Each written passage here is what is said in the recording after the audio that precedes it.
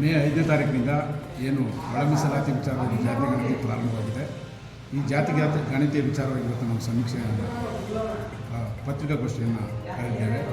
ಈ ಜಾತಿ ಸಮೀಕ್ಷೆಯಲ್ಲಿ ಸುಮಾರು ಜಾತಿಗಳನ್ನ ಕೂಡ ಕೈಬಿಟ್ಟಿರುವ ಕಾರಣ ಅವರಿಗೆ ನ್ಯಾಯ ದೊರಕಿಸಿಕೊಡುವ ನಿಟ್ಟಿನಲ್ಲಿ ಅವರು ಕೂಡ ಜಾತಿಗೆ ಸೇರಿಸಬೇಕು ಅಂತೇಳಿ ಮೊದಲನೇ ಒತ್ತಾಯ.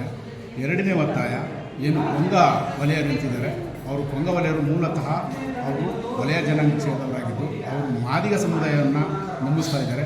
ಅದು ಆಗಬಾರ್ದು. ಅವರು ಮೂಲ ಜಾತಿ ಕೊಂಗ ವಲಯ ಆಗಿರೋದ್ರಿಂದ ಅವರು ಆ ಜಾತಿನಲ್ಲೇ ಸೇರಿಸಬೇಕು ಅಂತ ಎರಡನೇ ವಿಚಾರ.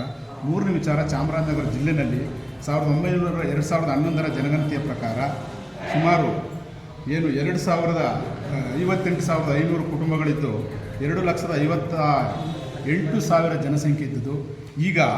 ಈಗಿನ ಸಮೀಕ್ಷೆ ಪ್ರಕಾರ 70,643 ಕುಟುಂಬಗಳಾಗಿದ್ದು ಮತ್ತು 2,34,848 ಕುಟುಂಬಗಳಾಗಿವೆ.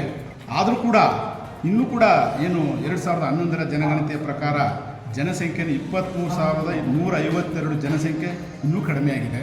ಹಾಗಾಗಿ ಇದು ಎಲ್ಲಿ ಫೇಲ್ಯೂರ್ ಆಗಿದೆ, ಅಥವಾ ಜನಗಣತಿ ನೊಂದಿಸ್ತಾ ಇಲ್ವಾ, ಅಥವಾ ವಲಸೆ ಹೋಗಿದಾರೋ, ಮತ್ತು ಇನ್ನೇನು ಕಾರಣಕ್ಕೋಸ್ಕರ ಕಡಿಮೆಯಾಗಿದೆ ಗೊತ್ತಿಲ್ಲ.